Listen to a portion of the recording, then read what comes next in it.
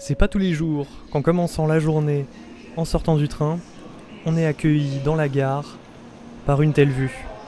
Je suis à Shin-Fuji, la ville qui permet d'avoir une belle vue sur le mont Fuji, et la mairie distribue en location des vélos à 100 yens la journée, c'est-à-dire même pas 1 euro. Donc comment refuser pour faire un tour de la ville et faire les routes aussi qui longent la mer. Mais je m'arrête constamment pour regarder le mont Fuji parce qu'il est quand même magnifique.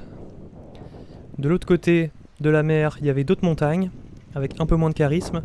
Et vu qu'on voit que leur ombre, ça m'a un peu rappelé les limites de l'open world dans Breath of the Wild, quand tu vois que c'est les zones que tu peux pas accéder. Chapeau improvisé pour éviter les coups de soleil. Parce que ouais, à côté de la mer, il y a de quoi cramer. À côté de la mer, il y a aussi un port qui sert du poisson frais, pêché, j'imagine, quelques heures plus tôt. Donc ça ouvre vers 10-11 heures. Et tu peux manger des trucs panés. Bon, les trucs panés, c'est peut-être...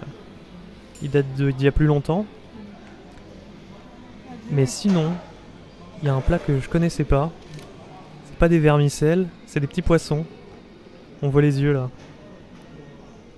Et pourtant, c'est pas ça qui m'a le plus inquiété pour mon estomac. Je viens de manger flan périmé depuis 2 ans. Si je meurs, c'était ma dernière vidéo. Mais en fait non, c'est juste qu'ils mettent les dates à l'envers, eux. Donc c'était bien 2023. Encore une fois, le mont Fuji. Je crois que c'est la plus belle montagne que j'ai vue de ma vie. Pourtant, je vais souvent en Savoie et il y a 6 ans, je suis allé au Népal. Mais le fait qu'il n'y ait aucune autre montagne à côté du mont Fuji, ça fait qu'on voit qu'elle. Et son sommet enneigé, on a eu de la chance qu'il n'y ait pas de nuages. Bon, les montagnes c'est bien beau, mais moi j'ai envie de m'enfermer dans une grotte. Ça tombe bien, pas loin, il y a la Ice Cave. Je sors ma meilleure polaire, parce qu'ici il caille. Putain, chaque pas, on perd 1 degré limite. Dans la Ice Cave, comme son nom l'indique, il caille. Et alors que dehors il faisait chaud, juste tu t'approches de l'entrée, tu sens déjà un gros courant d'air gelé. Il doit faire dans les 0 degrés à l'intérieur. Eh ben faut pas être claustrophobe. Comme vous le voyez, il y a des parties où on doit être accroupi. Et moi qui suis un peu plus grand qu'un japonais moyen, c'est pas la partie la moins physique de mon voyage. Ah là voilà la glace. Et donc je crois qu'à la base elle est réputée pour être froide, donc ils mettent plein de blocs de glace à l'intérieur pour garder la fraîcheur. Donc ils doivent recharger peut-être tous les ans. C'est pas de la glace naturelle je pense. Non, ils en ajoutent. Mais en tout cas naturellement, la chaleur n'entre pas. Et donc il fait froid. Ils mettent de la lumière pour que ça rentre bien. Et maintenant, direction la Wind Cave. Ça manque pas de cave ici. Et non, c'est pas la seule cave des environs. C'est bien de pouvoir relier les caves à pied sans avoir à prendre la route.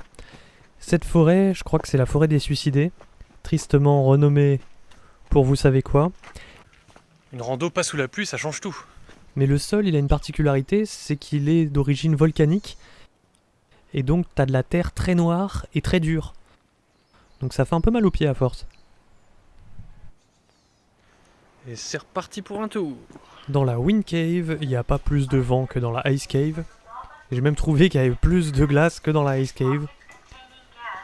Toujours éclairé, il faisait même encore plus froid. C'était bas, mais pas autant que la précédente.